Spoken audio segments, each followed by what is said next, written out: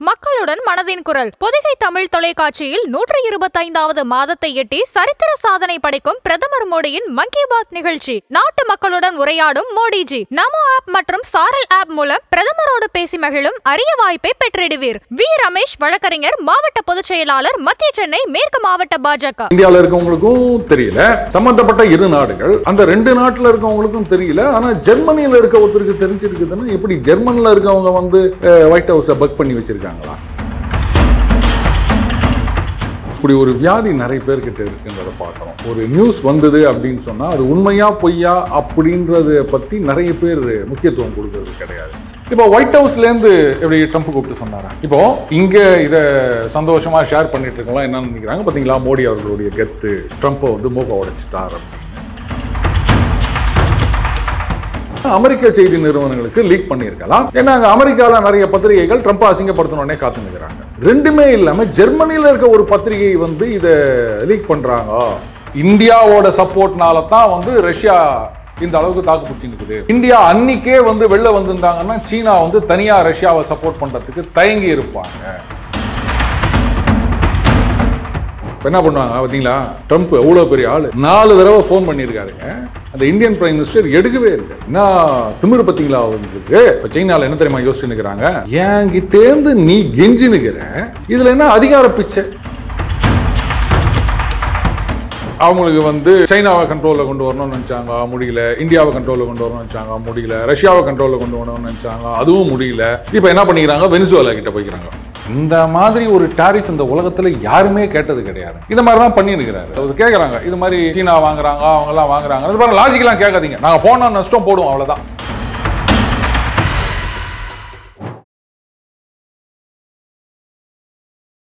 இளையபாரத நேயர்களுக்கு வணக்கம். இன்றைக்கி நம்ம நேரங்களில் நம்ம சிறப்பு விருந்தினர் ரஷ்யன் ஏஜெண்டாக இருக்கக்கூடிய நம்ம அருண் சார் அவர்கள் தான். சார் வணக்கம். சார் வணக்கம் விக்ரம். என்ன சார் நியூஸ் கேள்விப்பட்டீங்களா? ரஷ்யன் ஏஜெண்டாக இருந்து என்ன நியூஸ்மா? அதாவது ட்ரம்ப் அவர்கள் 4 தடவை ஃபோன் பண்ணி மோடி அவர்கள் ஃபோனே எடுக்காமல் பேசவே முடியாதுன்ற மாதிரி சொல்லிட்டாராம்ல, அப்படியா? அதாவது இன்னைக்கு இப்படி ஒரு வியாதி நிறைய பேர்கிட்ட இருக்குன்றதை பார்க்குறோம். ஒரு நியூஸ் வந்தது அப்படின்னு சொன்னால் அது உண்மையா பொய்யா அப்படின்றத பற்றி நிறைய பேர் முக்கியத்துவம் கொடுக்கறது கிடையாது. அது எனக்கு பிடிச்சிருக்கா, எனக்கு சாதகமாக இருக்கா, எனக்கு வேண்டியவரை சப்போர்ட் பண்ணுற மாதிரி இருக்கா, அப்போனா நான் அதை கண்ணு மூடின்னு ஏற்றுப்பேன். அது எனக்கு பிடிக்காமல் இருக்கா, அப்போ நான் அதை ஏற்றுக்க மாட்டேன், பொய்ன்னு சொல்லுவேன். இப்படித்தான் நிறைய இருக்குது. சமீபத்தில் அந்த தர்மஸ்தலா விஷயத்துலேயே நம்ம பார்த்தோம். அவங்கவுங்க அதை அள்ளி விட்றாங்க. அந்த கிரெடிபிலிட்டி அப்படின்றத பற்றி யாருமே கவலைப்படுறது இல்லை போல இருக்கு. சரி, இப்போ நான் உங்களை சின்னதாக கேள்வி கேட்குறேன். இது வந்து உண்மையா பொய்யா அப்படின்றது நீங்களே சொல்லிடலாம். இப்போது ட்ரம்ப்பு 4 தடவை ட்ரை பண்ணார், மோடி அவர்கள் எடுக்கவில்லை. இதானே அந்த நியூஸு? சரி, இது எந்த நாட்டு பத்திரிகையில் வந்தது? ஜெர்மன் பத்திரிகையில். எப்படி ட்ரம்ப் ஜெர்மன்லேருந்து ஃபோன் பண்ணாரா இல்லை அமெரிக்காவிலேருந்து ஃபோன் பண்ணாரா? அமெரிக்காவிலேருந்து தானே. ஸோ அமெரிக்காவில் இருக்கவங்களுக்கு தெரியல. அந்த இங்கே ரிசீவிங் எங்கே வந்திருக்கோம்? இந்தியாவுக்கு தானே வந்திருக்கோம், ஜெர்மனிக்கு இல்லைல்ல. இப்போ இந்தியாவில் இருக்கவங்களுக்கும் தெரியல, சம்மந்தப்பட்ட இரு நாடுகள், அந்த 2 நாட்டில் இருக்கவங்களுக்கும் தெரியல. ஆனால் ஜெர்மனியில் இருக்க ஒருத்தருக்கு தெரிஞ்சிருக்குதுன்னா எப்படி ஜெர்மனியில் இருக்கவங்க வந்து ஒயிட் ஹவுஸை பக் பண்ணி வச்சுருக்காங்களா? சிஐஏ தான் வந்து ஜெர்மன் சான்சலர் முதற்கொண்டு எல்லாரையும் வந்து பக் பண்ணியிருக்காங்க, ட்ராக் பண்ணிட்டு இருக்காங்க அப்படின்னு நியூஸ் வந்தது. ஆனால் ஜெர்மன் இப்படி ட்ராப் பண்ணதாவோ இல்லை இது பண்ணதாவோ எந்த நியூஸும் இல்லையா? ஜெர்மனிக்கு எப்படி தெரிஞ்சுது? சரி, இப்போது இங்கே அமெரிக்கா, இந்தியா, ட்ரம்ப், மோடி இப்படி வச்சுக்காங்க. இந்த நியூஸ் வெளில வந்தது அப்படின்னு சொன்னால் இந்த 2 இடத்துலேருந்து தான் வந்திருக்கணும். இந்த பக்கம் ஒயிட் ஹவுஸ், இந்த பக்கம் பிரைம் மினிஸ்டர் ஹவுஸ். சரியா? இப்போ ஒயிட் ஹவுஸ்லேருந்து எப்படி ட்ரம்ப் கூப்பிட்டு சொன்னாரா? இப்போது இங்கே இதை சந்தோஷமாக ஷேர் பண்ணிட்டு இருக்கலாம். என்னன்னு நினைக்கிறாங்க பார்த்தீங்களா, மோடி அவர்களுடைய கெத்து, ட்ரம்ப்பை வந்து மூக்க உடைச்சிட்டார் அப்படின்னு. சரி, இப்போ வந்து இது ட்ரம்ப்புக்கு ஒரு அசிங்கம் அப்படின்னு வச்சுக்காங்களேன். எப்படி ஒயிட் ஹவுஸ்லேருந்து யாராவது ஃபோன் பண்ணி இது மாதிரி எங்கள் பிரசிடென்ட் அசிங்கப்பட்டு போயிட்டாருங்க அப்படின்னு யாராவது சொல்லியிருப்பாங்களா? சான்ஸ் இல்லை. ரைட். இப்போ இந்திய தரப்புல இருந்து எடுத்துக்காங்க. இப்போ இங்கே யாராவது இதை கன்ஃபார்ம் பண்ணியிருக்காங்களா இல்லை டினை பண்ணியிருக்காங்களா? சோஷியல் மீடியாவில் யாரோ இது பண்ணியிருக்கிறாங்க. ஜெர்மன் பத்திரிகையில் ஏதோ ஒரு நியூஸ் வந்திருக்குன்னு சொல்கிறாங்க, அவ்வளோதான், முடிஞ்சு போச்சு. ஜெர்மன் பத்திரிகை அப்படின்னா டர் ஸ்பீகல், இந்த மாதிரி ரெப்யூட்டட் மேகசின்ஸ் இருக்குது. இந்த மேகசின் என்னன்னு கூட யாருக்குமே தெரியாது. இங்கே நம்ம ஊர் பத்திரிகையில் கூட இது மாதிரி 100 எலும்புக்கூடுகள் கண்டுபிடிக்கப்பட்டன அப்படின்லாம் சில பேர் போட்டிருப்பாங்க. யூடியூப்பில் நிறைய பேர் பேசியிருப்பாங்க. இதை ஆதாரமாக வச்சுக்கின்னு யாராவது பேச முடியுமா? அப்போது அந்த பக்கத்துலேருந்து அவங்க சொல்லியிருக்கிறதுக்கு சான்ஸ் கிடையாது. இந்த பக்கத்துலேருந்து சொல்லியிருந்தாங்கன்னா, இந்திய தரப்பிலிருந்து இந்த விஷயம் லீக் ஆகிருந்தது அப்படின்னு சொன்னால் அது இந்திய செய்தி நிறுவனங்களுக்கு முதல்ல போயிருக்கலாம். ஆர் வேணுன்ட்டான அமெரிக்க செய்தி நிறுவனங்களுக்கு லீக் பண்ணியிருக்கலாம். ஏன்னா அங்கே அமெரிக்காவில் நிறைய பத்திரிகைகள் ட்ரம்ப்பை அசிங்கப்படுத்தணுன்னே காத்துனுக்கிறாங்க. ரெண்டுமே இல்லாமல் ஜெர்மனியில் இருக்க ஒரு பத்திரிகை வந்து இதை லீக் பண்ணுறாங்க. ஆர் இதை நான் லீக் பண்ணுறாங்கன்னு கூட சொல்ல மாட்டேன். இப்படி ஒரு ஃபேக் நியூஸை கிரியேட் பண்ணுறாங்க அப்படின்னா அப்போ கொஞ்சம் யோசிக்கணுமா வேணாமா? இப்போ இதிலிருந்து இங்கே வந்து நம்ம பெருமையாக சொல்லிக்கலாம், பார்த்தீங்களா தலைவர் கெத்து, ட்ரம்ப் ஃபோன் பண்ணியே எடுக்கலை அப்படின்னு. ஆனால் அது அப்படி கிடையாது. அவங்க எஸ்பெஷலி இந்த யூரோப்பியன் யூனியன் அவங்க தான் வந்து இது மாதிரி ரஷ்யா கிட்டேருந்து நீங்கள் ஆயில் வாங்கக்கூடாது அப்படின்னாங்க. ட்ரம்ப்பும் அதை இது பண்ணின்னுக்கிறாரு. இப்போது வந்து அவங்க என்ன, இந்தியாவோட சப்போர்ட்னால தான் வந்து ரஷ்யா இந்த அளவுக்கு தாக்கு பிடிச்சி நிற்குது. இந்தியா அன்னிக்கே வந்து வெளில வந்திருந்தாங்கன்னா சீனா வந்து தனியாக ரஷ்யாவை சப்போர்ட் பண்ணுறதுக்கு தயங்கி இருப்பாங்க. இந்த அளவுக்கு வந்து சண்டை நடந்திருக்காது, நம்ம ரஷ்யாவை வந்து ஒரு மாதிரி கண்ட்ரோல் பண்ணியிருக்கலாம் அப்படின்னு யூரோப்பியன் யூனியனில் இருக்கவங்களுக்கு ஒரு கடுப்பு. இப்போ இந்த மாதிரி ஒரு நியூஸை பொய் செய்தியை பரப்பும் போது, ஏன்னா அது உறுதி செய்யப்படாத வரைக்கும் நான் அதை பொய் செய்தியை தான் எடுத்துப்பேன். இப்போ என்ன பண்ணுவாங்க பார்த்தீங்களா, ட்ரம்ப் எவ்வளோ பெரிய ஆள், 4 தடவை ஃபோன் பண்ணியிருக்காருங்க, அந்த இந்தியன் பிரைம் மினிஸ்டர் எடுக்கவே இல்லை. என்ன திமிரு பார்த்தீங்களா அவங்களுக்கு அப்படின்னு அந்த யூரோப்பியன் யூனியன் லெவல்லையும் அமெரிக்கா லெவல்லையும் இந்தியாவுக்கு எதிரான ஒரு நெரேட்டிவை கிரியேட் பண்ணுறதுக்கான ஒரு சூழ்ச்சியாக தான் நான் இதை பார்க்குறேன். ஆனால் இதை புரிஞ்சிக்காம பார்த்தீங்களா மோடி வந்து இது மாதிரி பண்ணிட்டார் அப்படின்னு எல்லாம் அதை சந்தோஷப்பட்டுனுக்கிறாங்க. எப்பொருள் யார் யார் வாய் கேட்பினும் அப்பொருள் மெய்ப்பொருள் காண்பதறிவு. கொஞ்சம் யோசிச்சு பார்க்கணும். எனக்கு இது பிடிச்சிருக்குது, சந்தோஷமாக இருக்குது அப்படின்றதுனால இதை ஏற்றுக்கூடாது. ஸோ என்னை பொறுத்த வரைக்கும் இது வந்து அவங்க நெரேட்டிவ் செட் பண்ணுறதுக்காக இந்த மாதிரி பண்ணியிருக்கலாம் அப்படி தான் நான் நினைக்கிறேன் விக்ரம். Okay sir. அடுத்தது மறுபடியும் ட்ரம்ப் அவர்கள் பேசும்போது என்ன சொல்லியிருக்காருன்னா, அதாவது சைனாவோட இப்போ எங்களோட உறவு வந்து நல்லா மேம்பட்டு போய்கிட்டு இருக்கு அப்படின்றாரு சார். என்ன சார் இப்படி திடீர்னு அந்தர் பல்ட்டி அடிக்கிறாரு? ஆமாம், நீங்கள் மேக்னெட் எல்லாம் கொடுக்கணும், இல்லாட்டா 200% வரி போடுவேன் அப்படின்றாரு. இப்போ சைனாவில் என்ன தெரியுமா யோசிச்சுன்னுக்கிறாங்க, என்கிட்டேருந்து நீ கெஞ்சினுக்கிற, இதில் என்ன அதிகார பிச்சைன்னு தான் சொல்லணும். அது இல்லைன்னா அங்கே ஒன்றும் நடக்காதுன்ற நிலைமை. அப்படி இருந்துச்சு, எனக்கு கொடுக்கலன்னா 200% வரி போடுவியா? இப்போ அவங்க என்ன யோசிச்சுட்டு இருக்காங்களா, நீ என்னடைய வரி போடுறது, நான் போடுறது என் வரி எதுலன்னு கேட்குறியா? இங்கேருந்து எக்ஸ்போர்ட் பண்ணுறீங்களா ரேர் எர்த் மேக்னட்ஸு இதெல்லாம், இதுக்கெல்லாம் நான் 100% வரி போடுறேன். எங்கள் நாட்டுக்கு காசு வந்துட்டு போட்டோம், நீ அங்கே இல்லாமல் தானே தவிச்சுன்னுக்கிற. இப்போது ட்ரம்ப் போடுற வரியெல்லாம் அமெரிக்க ஜனங்கள் கட்ட போகிறாங்க. ஆனால் சீனா இந்த மாதிரி எக்ஸ்போர்ட்டுக்கு வரி போட்டான்னா அதையும் அமெரிக்க ஜனங்கள் தான் கட்ட போகிறாங்க. எப்படி? நீ வரி போட்டாலும் ஓன் ஜனங்க தான் கட்டும், நான் வரி போட்டாலும் ஓன் ஜனங்க தான் கட்டும். ஆனால் நான் வரி போட்டான்னா அந்த காசு எனக்கு எப்படி இருக்குது பார்த்தியா? உன்கிட்டேருந்து காசை வாங்கி நான் எடுத்துக்கிறேன், உன் மக்களுக்கு கொடுக்காத காசை வச்சு நான் பணக்காரன் ஆக போகிறேன் அப்படின்னு சீனா பிளான் பண்ணால் என்ன பண்ணுவாங்க? முட்டாள்தனமான இது. அதாவது அவர் என்ன நினச்சிட்டாரு, யாரோ இவர் மனசுக்குள்ள பூந்து நீ ஒரு டாக்டர்னு சொல்லிட்டாங்க அப்படின்ற மாதிரி அந்த காதில் சுட்டுட்டு போன உடனே அந்த குண்டு சொல்லியிருக்கும் போல இருக்குது, நீதான் இந்த உலகத்தை காப்பாற்ற வந்த எம்பரர் அப்படின்னு. நேற்று கூட பாருங்களேன், அவர் உட்காந்துக்கின்னு அந்த விட்காஃப் இந்த பாருங்க, அல்டிமேட்லி அந்த நோபல் கமிட்டி அவங்க முடிவு பண்ணணும், இந்த பரிசுக்கு தகுதியான ஆள் வேற யாருமே கிடையாது, நீங்க தான் அப்படின்னு முடிவு பண்ணணும் அப்படின்னு. எனக்கு என்னவோ அந்த இம்சை அரசன் புலிகேசி படம் பார்த்த ஃபீல் தான் வருது. அங்கே இருக்கவங்கெல்லாம் உட்காந்துக்கிட்டு ஜெயின் ஜக்கு. இங்கே கூட நடுவில் ஒரு மீம்ஸ் போடுவாங்க, ஒரு 4 பேர் உட்காந்து டங்க ஜால்ரா அடிக்கிற மாதிரி பார்த்துருக்கீங்களா? அந்த மாதிரி தான் அங்கே நடந்து நிற்கிறாங்க எல்லாருமே. ஸோ யாராவது ஒருத்தர் வந்து என்னையா பண்ணின்னுக்கிற நீ, சுற்றி இருக்கவெல்லாம் சிரிச்சுன்னுக்கிறான் அப்படின்னு அதை சொல்கிறதுக்கு இது இல்லை போல இது. அவர் பாட்டுக்கு பண்ணின்னுக்கிறாரு. இந்த காமெடி எங்கே போய் முடியும்னு தெரியல விக்ரம். அடுத்ததாக இப்போ வந்து இந்தியா மேலான அந்த டேரிஃப் இன்னிலேருந்து இந்த டேட்லேருந்து ஸ்டார்ட் ஆகிறதா நம்மளுக்கு தெரிய வருது. இதனால் என்னென்ன பாதிப்புகள் ஏற்படும் சார் நம்மளுக்கு? பாருங்க, பாதிப்பு அப்படின்னா எவ்வளவோ பார்த்துட்டோம், இதை பார்க்க மாட்டோமா அப்படி தான் எடுத்துக்கணுமே தவிர, ஐயோ நான் 50% தானே, தலைக்கு மேலே வெள்ளம் போனால் ஜான் என்ன முழம் என்ன, 500 கூட போட்டுக்க தம்பி, அதை பற்றி எங்களுக்கு கவலை இல்லை. இப்போ என்ன பண்ண போகிற, இந்த டெய்லரிங் வேலையெல்லாம் வந்து உங்கள் ஊரில் வச்சு தைக்கப்போறியா? செஞ்சு பாரு.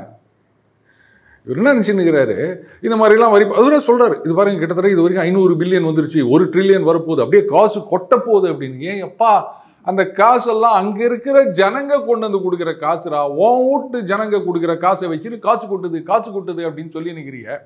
இந்த மாதிரி ஒரு முட்டாத்தனமான பேச்சு எங்கேயாவது பார்க்க முடியுமா? இப்போ மெக்சிகோ மேலே வரி போட்டாருங்க. அமெரிக்காவுடைய தக்காளியில் 70 to 90% வந்து மெக்சிகோ தான் குத்து நிற்குது. அவங்க என்ன பண்ணிட்டாங்க, சரி ரைட்டு வரி தானே போடுற ஊடு அப்படின்னு சொல்லிட்டு கனடாக்கு அனுப்பிச்சிட்டாங்க. இப்போ கனடாவில் பார்த்தீங்கன்னா ஒரு பாக்ஸ் வந்து $2.5 கனடியன் டாலர்ஸ், US டாலர்ஸ் $2.5 வருது. அமெரிக்காவில் வந்து $3 இருந்தது, இப்போ வந்து $3.3 ஆயிடுச்சான். என்ன சார் 10% தானே, 30 காசு தானே, நம்ம கணக்கில் பார்க்கும்போது 3.3 அப்படின்னு தோணும். ஆனால் அங்கே அது பெரிய விலைவாசி 10% ஏறிக்குதுங்க. அடுத்தது என்ன ஆகி போச்சுன்னா பீஃப். அமெரிக்காவிலேருந்து பீஃப் நிறைய ஏற்றுமதி ஆகும் கனடாக்கு. அவங்க என்ன பண்ணாங்க, ஏற்கனவே இருக்க ஒரு ரூலில் ஒரு ப்ரொவிஷன் இது வரைக்கும் வந்து எதுவும் பண்ணலை, அதை காமிச்சு திருப்பி அனுப்பிச்சிட்டாங்களாம். இல்லை வேணாங்க எங்களுக்கு 1.5 லட்சம் டன். இப்போ என்ன பண்ணிட்டாங்க, வேறு எங்கே போகிறது, மெக்சிகோ. நாங்கள் ஆக்சுவலாக மெக்சிகோலேருந்து முதல்ல வரதை வந்து தடை பண்ணியிருந்தாங்க. அதில் ஏதோ ஸ்க்ரூ வார்ம் அப்படின்னு ஒன்று இருக்குது, அந்த பூச்சி இருக்கிறதுனால வேணாம் அப்படின்னாங்க. இப்போ அவங்க என்ன பண்ணிட்டாங்க, அதெல்லாம் சரி பண்ணிவிட்டு இந்த வெட்டினரி சர்டிஃபிகேட்டு அது இதெல்லாம் இது பண்ணி பக்காவாக இது பண்ணுறான்னு சொல்லிட்டாங்க. உடனே ஆன் டைம் டெலிவரி இப்போ மெக்சிகோலேருந்து தான் வந்து நிற்குது. சரி, அப்போது சரக்கெல்லாம் ஏற்றுமதி ஆகலைல்ல அமெரிக்காவிலேருந்து, உள்ளூரில் நிறைய ஆகிட்டு இருக்கும்ல, விலை குறையணும்ல, குறையலப்பா. அதான்ப்பா ஒன்றும் புரியல. ஏன்னா சரக்கு குவிஞ்சு கிடக்குது, விற்க முடியல. அதுவும் இது பீக் சீசன். அது இப்போ போயிட்டு டம்ப் பண்ணி வச்சுக்கிறீங்களே, இதை எங்கேயாவது ரிலீஸ் பண்ணுங்க அப்படின்னா இல்லை கட்டுப்படி ஆகாதுங்க அப்படின்னு. பீஃப் விலை குறையலை, இன்னும் கொஞ்ச நாளில் ஏறப்போகுது, ஆனால் விற்கவும் இல்லை. இந்த மாதிரி ஒரு விஷயத்தை நீங்கள் எங்கேயாவது பார்த்துருப்பீங்களா? அடுத்தது ஒன்று சொல்லவா, எல்லாரும் வந்து கடையில் இப்போ இல்லை, இப்போ எல்லா கடையிலையும் இருக்குது. ஒரு காலத்தில் புதுசாக கம்ப்யூட்டர் பில்லு போடலாம், ஆர் ஈவன் இந்த ஜஸ்ட் ஒரு சின்ன மெஷின் மாதிரி வச்சு பில்லு போடுறது இருக்கு இல்லையா, அதில் போடலாம் அப்படின்ட்டு எல்லாம் அந்த மாறிட்டு இருக்க சமயத்தில் நண்பர் ஒருத்தர் மட்டும் என்ன பண்ணார், நோ நோ நோ நாங்கள் ஒன்றும் கால்குலேட்டர் வச்சுக்கின்னு கையில் தான் கணக்கு போடுவோம் அப்படின்னு, இனிமேல் யாரும் இதெல்லாம் வாங்காதீங்க அப்படின்ட்டாரு. கடைசியில் என்ன ஆச்சு அப்படி தான் சொல்லணும். சினிமானா தான் டக்குன்னு புரியும். மின்சார கனவு படம் பார்த்தீங்களா, கஜோல் அவங்க அப்பாவும் வந்து அண்டர் கார்மெண்ட்ஸ் தயாரிப்பார், அரவிந்த் சாமி அவங்க அப்பாவும் அண்டர் கார்மெண்ட்ஸ் தயாரிப்பார். இவங்க ஏதோ வெளிநாட்டில் ஏதோ போய் படிச்சுட்டு வருவாங்க அப்படின்னு நினைக்கிறேன். வந்தவுடனே பாப்பா உங்கள் தாத்தா காலத்துலேருந்து இதுதாம்மா தயாரிக்கும் அப்படின்னா, யோ எமையா போடுறான் இந்த காலத்தில், ஒன்றும் சேல்ஸே இல்லை பாப்பா அப்படின்வாரு. பார்த்தீங்களா, அந்த மாதிரி இன்னைக்கு உலகமே வந்து எலக்ட்ரிக் வெஹிக்கிள்ஸ் அப்படின்னு போயின்னு இருக்குதுங்க. இதில் சைனாவோட டாமினன்ஸ் ரொம்ப அதிகமாக இருக்குது. அவங்க என்ன பண்ணுறாங்க, இந்த பக்கம் தாய்லாந்து, வியட்நாம் இந்த மாதிரி நாடுகள்லாம் உள்ளே பூந்து ஜாயிண்ட் ப்ரொடக்ஷனு அப்படி இப்படின்னு ஆரம்பித்து அங்கே இருக்கிற அந்த பெட்ரோல் காரெல்லாம் அழிச்சு கட்டிட்டு ஜாப்பனீஸ் கார் மேக்கர்ஸ் அவங்களாம் இழுத்து மூடிட்டு போட்டாங்க. இவங்க வந்து தாய்லாந்தை வந்து ஒரு காலத்தில் பெரிய ஹப் ஆக்கினாங்க ஜாப்பனீஸ் கார் மேக்கர்ஸ். இன்றைக்கி அவங்க எல்லாமே இழுத்து மூட வேண்டியதாக போச்சு. ஏன்னா இவன் ஈவி. ஒரு கஷ்டம் என்னென்னா, இந்த பெட்ரோல் காருக்கும் ஈவி காருக்கும், பெட்ரோல் காரும் போது ஏகப்பட்ட ஸ்பேர் பார்ட்ஸ் இருக்குதுங்க, நிறைய இந்த எம்எஸ்எம்இ இருக்குது. எலக்ட்ரிக் காரில் அது கிடையாது. ஒரு பேட்டரி அவ்வளோதான். என்ன பெருசாக அதில் ரிப்பேர் வந்துட போது, எத்தனை மெக்கானிக் உங்களுக்கு தேவைப்பட போகுது, எத்தனை பார்ட்ஸ் தேவைப்பட போகுது. ஸோ இன்றைக்கி அவங்க டாமினேஷன் தான் அதிகமாக இருக்குது. இப்போ என்ன பண்ணிட்டாரு, கிட்டத்தட்ட $7,500 டேக்ஸில் கன்செஷன் கொடுத்துருந்தாருங்க எலக்ட்ரிக் வெஹிக்கிள் வாங்கினா. முன்னாடி அண்ணன் வந்த உடனே பார்த்தாரு, இவருக்கு வந்து எலான் மஸ்கோட தகராறு வந்துச்சுல்ல, நீ இந்த கார் தான் விற்கிறியா, மவனை ஒன்றை போட்டு தள்ளுறம்பார் அப்படின்னு சொல்லிட்டு அதெல்லாம் வித்ரா பண்ணிடுவேன்னு சொல்லிட்டார். செப்டம்பரோ என்னவோன்னு நினைக்கிறேன். அதுலேருந்து வந்து உங்களுக்கு அந்த இது அதுக்கப்புறம் வாங்கினீங்கன்னா அந்த 7,500 கிடையாது. இப்போ என்ன ஆகிப்போச்சு, அங்கே இருக்கவங்கெல்லாம் இனிமேல் வந்து ஈவி கார் தயாரிப்பாங்களா? ஏன்னா யாரும் வாங்க போகிறது கிடையாது. சார் இந்த சப்சிடிக்காகவா அப்படின்னா பரவாயில்ல, இதுக்காக வாங்குறவங்க எத்தனையோ பேர் இருக்காங்க. அப்போது அவங்க என்ன பண்ணணும், பெட்ரோல் காரே தான் தயாரிச்சுட்டு இருக்கணும். இதில் ஈவி தான் ஃபியூச்சர் அப்படின்னு சொல்லிட்டு ஏகப்பட்ட பில்லியன் இன்வெஸ்ட் பண்ணானுங்க. இப்போ அதெல்லாம் நான் இழுத்து மூடுறதா? சரி இதை எக்ஸ்போர்ட் பண்ணலாம் அப்படின்னா, எப்பா சைனாக்காரன் இதை விட டர்ட் சீப் ரேட்டுக்கு குத்துனுக்கிறான், இதில் நீ போய் அங்கே கம்பீட் பண்ணுவியா? உன் காரை அமெரிக்காவில் தயாரிக்கிற காரை அமெரிக்காவில் மட்டும்தான் விற்க முடியும். ஆனால் உலகத்தில் தயாரிக்கிற எந்த காரை ஒன்றா அமெரிக்காவில் விற்கலாம். ஏன்னா சீப்பு. ஏன்னா அங்கே நீங்கள் அமெரிக்க சம்பளம் கொடுக்குற, இங்கே நாங்கள் மற்ற நாட்டு சம்பளம் கொடுக்குறோம். புரியுதுங்களா? ஸோ என்ன ஆகும், ஈவியில் டோட்டல் ஸ்டாக்னேஷன். அது மட்டும் இல்லாமல் போட்ட இன்வெஸ்ட்மெண்ட் சும்மா கிடக்குது. ஈவிக்கு பெட்ரோல் காரை தான் நீங்கள் தயாரிக்கணும். அப்போ என்ன ஆகும், அவனுக்கு அது ஒரு டெட் இன்வெஸ்ட்மெண்ட் இல்லையா? புதுசாக R&Dக்கு போட முடியாது. அடுத்தது இவர் பாட்டுக்கு ஸ்டீல் இண்டஸ்ட்ரியை காப்பாற்றுறேன் அப்படின்னு சொல்லிட்டு 50% டேக்ஸ் போட்டார். ஸ்டீல் இண்டஸ்ட்ரி சந்தோஷமாக இருக்கான், கார் இண்டஸ்ட்ரி அடி வாங்கி நிற்கிறான். ஏன்னா இப்போ நீங்கள் மெக்சிகோலேருந்து தான் தயாரித்து அமெரிக்காவுக்கு அனுப்பிச்சிருந்தாங்க. இப்போ அங்கேருந்து வந்தால் டேக்ஸ்ன்ட்டாங்க. இப்போது இங்கே ஃப்ரெஷ் இன்வெஸ்ட்மெண்ட் கொண்டு வந்து அமெரிக்காவில் நீ தயாரிக்கணும். சரி, தயாரித்தா லேபர் சீப்பு கிடையாது. மெக்சிகோ சம்பளம் என்ன, அமெரிக்கா சம்பளம் என்ன? அடுத்தது ஸ்டீலு சீப்பு கிடையாது. அதுக்கப்புறம் அங்கேருந்து சீனாலேருந்து ரேர் எர்த் மேக்னட்ஸு இதெல்லாம் வரணும், அதுவும் சீப்பு கிடையாது. அதுக்கும் டாரிஃப் போட்டார். எல்லாமே விலையேறி போய் நிற்குது. அதுக்கப்புறம் நான் தயாரிச்சேன்னா அந்த நஷ்டத்தை எங்கே கொண்டு போய் நிற்கிறது? ஸோ அப்போ கார் விலை நிச்சயமாக அது ஏறத்தான் போகும். அப் டு மினிமம் ஒரு $4,000 ஏறும் அப்படின்னு சொல்கிறாங்க. இதில் வந்து யூரோப்லேருந்து வேறு 15% டாரிஃபில் காரை இம்போர்ட் பண்ணுறேன்னு சொல்கிறாரு. இப்போ அங்கே இருக்கவங்களாம் என்ன ஆவானுங்க? ஜென்ரல் மோட்டார்ஸ் வந்து இப்போ சீனாவில் நிறைய கார் விற்கிறாங்க அமெரிக்காவோட. ஒரு சில வருடங்களில் ஒரு சில மாதங்களில் பார்த்தீங்கன்னா அமெரிக்காவில் விற்றதை விட சீனாவில் அதிகமாக விற்றுக்கிறாங்க. இப்போ they are concentrating on Chinese market and Chinese production. ஒரு விட்டா அமெரிக்காவில் இருக்க கம்பெனி இழுத்து மூடிட்டு நாங்கள் புதுசாக சைனாவுக்கே போயிடுறோம் அப்படின்னு வாங்க போல இருக்குது. அந்த நிலைமையில் இருக்குது. அப்போது இந்த வரிகள் அப்படின்றதெல்லாம் வந்து அடுத்தவங்களுக்கு வரி பூசுறதா நினச்சிக்கின்னு கண்ணாடி முன்னாடி நின்றுக்கின்னு தனக்குத்தானே வரி போட்டுனுக்கிறார். திடீர்னு ஒரு நாள் அப்போ தான் ஞாபகம் வரப்போகுது, ஐயோ நாமளே வரி குதிரையாக மாறிட்டோமே அப்படின்னு. அன்னைக்கு வந்து சுற்றி இருக்க நாடுகள்லாம் குதிரை மாதிரி கணக்க போகுது. அன்னைக்கு தான் அண்ணனுக்கு அறிவு வரும் அப்படின்னு நினைக்கிறேன். Okay sir. இப்போ வந்து இப்போ ஆனால் ரஷ்யா மேலே வந்து எக்ஸ்போர்ட் வந்து அதிகப்படுத்திக்கிட்டு இருக்காங்க அமெரிக்கா. ஆனால் நாம் ஆயில் வாங்கினதுக்கு வந்து நம்ம மேலே டேரிஃப் அதிகமாக போடுறாங்களே, நம்மளை மட்டும் டார்கெட் பண்ணுறதுக்கு காரணம் என்ன சார்? அவங்க வெரி சிம்பிளுங்க. அதாவது அவங்களுக்கு வந்து சைனாவை கண்ட்ரோலில் கொண்டு வரணும்னு நினச்சாங்க, முடியல. இந்தியாவை கண்ட்ரோலில் கொண்டு வரணும்னு நினச்சாங்க, முடியல. ரஷ்யாவை கண்ட்ரோலில் கொண்டு வரணும்னு நினச்சாங்க, அதுவும் முடியல. இப்போ என்ன பண்ணிக்கிறாங்க, வெனிசுவேலா கிட்ட போய்க்கிறாங்க. யாரையாவது ஒருத்தர் வந்து நான் கண்ட்ரோலில் கொண்டு வந்தே ஆகணும் அப்படின்னு பார்த்தா கட்சியில் நம்ம தூண்டு கௌதமாலா கூட கன்னத்தில் கொண்டு கொடுப்பான் போல இருக்குது, போடா விடல அப்படின்னு. அந்த மாதிரி நிலைமை ஆகிப்போச்சு. அதான் சொன்னேன், இந்த சினிமாவில் தாதா கடைசி சீனில் வந்து பவரெல்லாம் போயிட்ட பிறகு அங்கே இருக்கிற சின்ன பையன் கூட வந்து கழுவி ஊற்றிட்டு போவான். அந்த மாதிரி நிலைமையில் இன்றைக்கி அமெரிக்கா இருக்குது. ஆயில் அப்படின்றது ரஷ்யா கிட்டேருந்து வாங்குறோன்றது காரணம் கிடையாதுங்க. இந்த நொண்டி குதிரைக்கு சறுக்கினது சாக்குன்னு தமிழில் ஒரு பழமொழி இருக்குது. உடனே அந்த வார்த்தையை யூஸ் பண்ணலாமான்னு கேட்டுறாதீங்க. பழமொழி தான், அதை மாற்ற முடியாது. புரியுதுங்களா? அந்த மாதிரி தான் ஏதோ ஒரு காரணம் நான் இதனால் போடுறேன் அப்படின்னு. சரி, நாங்கள் நாளைக்கே ஆயிலை வாங்குறது நிறுத்திடுறோம், டாரிஃபை வித்ரா பண்ணிப்பியா அப்படின்னா, இல்லை நீங்கள் வந்து சோயாபீன் வாங்குறீங்க. சரி, நான் அதையும் வாங்கலை. இல்லை நீங்கள் வந்து கொரோனா ஆகும்போது எல்லாருக்கும் ஆல் பாஸ் போட்டுங்க, அதனால் வந்து நான் வரி போட போகிறேன் இப்படி தான் சொல்வார். பிரேசில் மேலே வரி போட்டதுக்கு என்ன சொன்னார்? அங்கே உங்களுடைய அந்த பப்ளிக் ப்ராசிக்யூட்டர் என் ஃப்ரெண்டு ஜெய் போல்சனர் அவர் மேலே கேஸ் போட்டுக்கிறாரு, அதனால் இந்த அப்படி ஒரு 25%. இந்த மாதிரி ஒரு டாரிஃப் இந்த உலகத்தில் யாருமே கேட்டது கிடையாதுங்க. இந்த மாதிரி தான் பண்ணியிருக்கிறாரு அவர். அதனால் இதில் ஒருத்தர் சொல்லவே சொல்லிட்டாரு. ஒருத்தர் கேட்குறாங்க, இது மாதிரி சீனா வாங்குறாங்க, அவங்கெல்லாம் வாங்குறாங்க, அது பாருங்க லாஜிக்கெலாம் கேட்காதீங்க, நாங்கள் போனால் நஷ்டம் போடுவோம், அவ்வளோதான், சிம்பிள். நீ போட்டுக்கமா அவனை, அது உன்னை எப்படி திருப்பி தாக்க போகுது அப்படின்றத கொஞ்ச நாளில் நீ பார்த்துப்பேன். நாங்கள்லாம் பயந்து நின்றுட்டு இதுதான் கபாலி அப்படின்னு ஒன்று சொல்லுங்க. எஸ்எம்மா, அந்த கபாலி கிடையாது, இது கபாலிடா அப்படி ஆகிட்டோம் நாங்கள். உன்னால் முடிஞ்சது நீ பார்த்துக்கோ, எங்களால் முடிஞ்சதை நாங்கள் பார்த்துக்கிறோம். நீயா நானா பார்த்துருவோம். வா, நீ அடி வாங்க போகிற, நல்லா தெரியுது. உன் டாலர் வந்து கொஞ்சம் கொஞ்சமாக அடி வாங்கினுக்குது. அமெரிக்கா ஒட்டு மொத்தமாக நாசமாக போகுதுன்னு என்னைக்கு நீங்கள் பாகிஸ்தானோட சேர்ந்தீங்களோ, நீயும் பிச்சை நானும் பிச்சை அப்படி தான் போகிறீங்க. நீங்கள் பார்த்துக்கலாமா யார் ஜெயிக்கிறாங்க, ஒத்தையாக பார்த்துரும். கடைசி ஒரு விஷயம் சார், இப்போ வந்து இப்போ அமெரிக்காவில் நீங்கள் சொல்கிற மாதிரி அமெரிக்கா பீப்புள் தான் வந்து டேக்ஸ் பே பண்ணி அதிகமாக வாங்க போகிறாங்க. எப்படி அவங்களுக்கு வந்து ரேட் இன்க்ரீஸ் ஆகும், எல்லா விலையோட ரேட்டும் இன்க்ரீஸ் ஆகும். அப்போ அங்கே ஒரு புரட்சி ஏற்பட்டு ட்ரம்ப்புக்கு எகெயின்ஸ்டாக போராடணும்ல சார் எல்லாருமே. இதுக்கு தான் என்ன பண்ணிட்டாரு, ஒவ்வொரு இடத்துலையும் வந்து ஃபெடரல் ஃபோர்ஸஸை கொண்டு வந்து இது பண்ணுவேன் அப்படின்னு கூத்தடிச்சு நிற்கிறாரு. முதல்ல டிஸ்ட்ரிக்ட் ஆஃப் கொலம்பியா, வாஷிங்டன், அங்கே வந்து அந்த மேயர் இது வேறுங்க, இங்கெல்லாம் வந்து சட்டம் ஒழுங்கு சரியில்லை அப்படின்னு.